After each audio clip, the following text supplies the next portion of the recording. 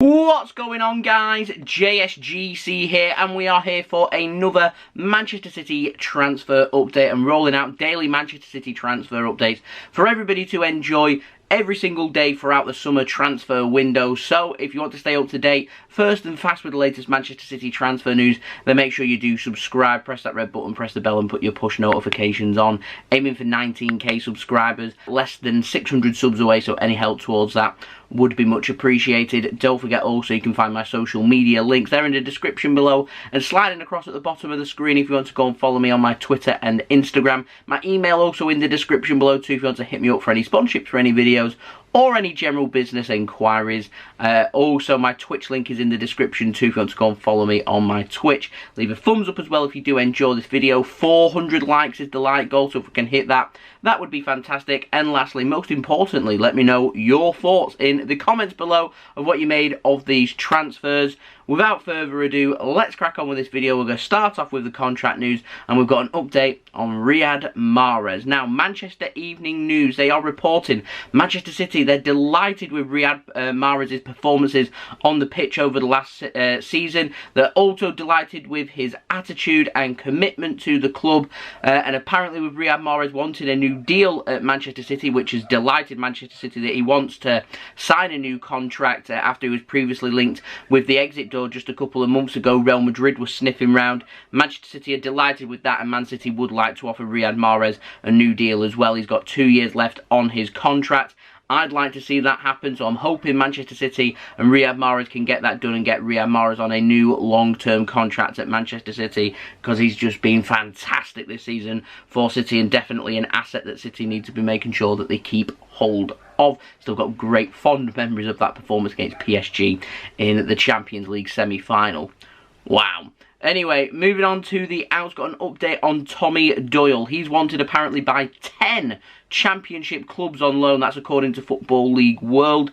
The clubs have been named. They are Sheffield United, West Bromwich Albion, Fulham, Swansea City, AFC Bournemouth, Queen's Park Rangers, Middlesbrough, Coventry City, Cardiff City, and also Blackburn Rovers.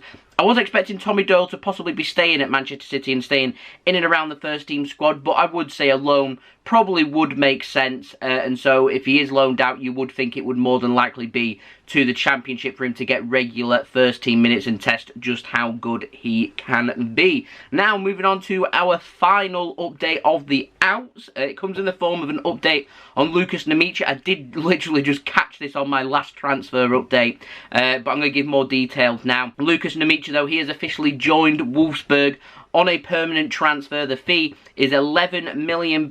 He signs on a deal until 2025. There is a 15% sell-on clause attached to the deal, along with a buyback option for Manchester City as well. I do not know the finer details of the buyback clause and how much that is worth, but I imagine it would be less than what probably Wolfsburg would be looking to sell Lukas Nmecha for in the future, if indeed they do end up selling him.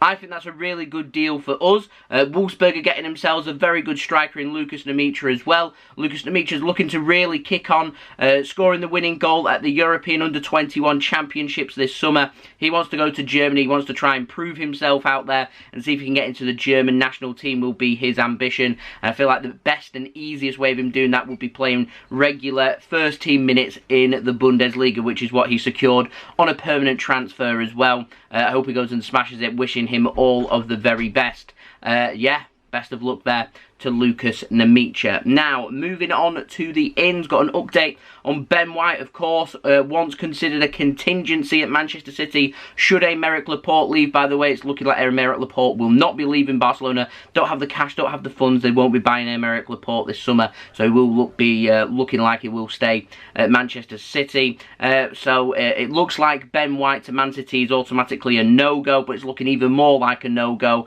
as David Ornstein at The Athletic, reliable with Arsenal news, has said that an agreement is now in place for Arsenal to sign Ben White from Brighton and Hove Albion. He, of course, is a 23-year-old centre-back they're bringing him in for £50 million. Arsenal spending a whopping part of their transfer budget on just one player. That is a deal still pending and medical and personal terms to be completed, and the deal is described as being may take a little bit of time for it to be completed, so it's not looking like it's going to be completed within the next few hours or in the next few days. I'm not too sure why it's going to take so long, but there we go. Anyway, moving on to a Harry Kane update. The Athletic have also been speaking about him and said that Manchester City, they are working on Kane joining Manchester City this summer. We already know that. However, they are saying that Man City are having doubts over the fee and how much Daniel Levy is wanting for him, and Manchester City, they're concerned that they're not going to be able to agree a price to sign Harry Kane this summer, and it is reported that Manchester City, they would prefer to walk away rather than pay over the odds. Again, it isn't really anything new to us that, but it is believed that Harry Kane definitely is Manchester City's number 1 striker target this summer,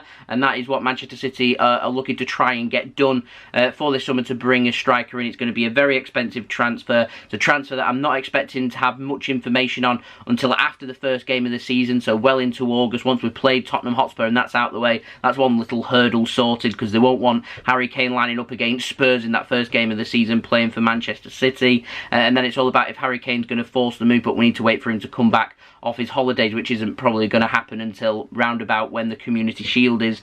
So yeah, we've still got a few weeks to wait on that one, but things do seem to be warming up and gathering a bit of pace with Jack Grealish. It is going to go one of two ways with Jack Grealish. It's either going to be he wants to leave Villa and he'll more than likely sign for Manchester City, or he'll sign a new contract at Aston Villa. It's definitely, like I said in my last video when I had profiled Jack Grealish, it's literally just a 50-50. There's his choices. Which one is he going to go for? The Athletic, they're saying he still hasn't made up his mind yet about his future, and he is thinking it through. It is thought that with the lure of Champions League football there, it's apparently weighing heavy on his mind. No idea how the Athletic will get hold of such information, but yeah, it's seeming look like Man City have that they can offer Jack Grealish that Aston Villa cannot. However, like I said, he is the Aston Villa captain. He's Aston Villa born and bred. He's an Aston Villa fan as well. The Aston Villa are willing to double his wages, £200,000 per week. It's going to be a very, very appealing option there for Jack Grealish to stay at Aston Villa. It's all about weighing up on what he thinks is best for him. TalkSport, they're reporting that Jack Grealish, he's apparently having some doubts over a move to Manchester City, and instead is preferring a move to stay at Aston Villa instead and sign that new deal. Again, once more, we are getting contradicting reports on each other. Literally is a 50-50. I feel like lots of journalists and not lots of news outlets out there are just reporting one thing and then the other, guessing basically, knowing full well that one bit of the information will be right. Literally is a 50-50. He'll either stay or he'll go.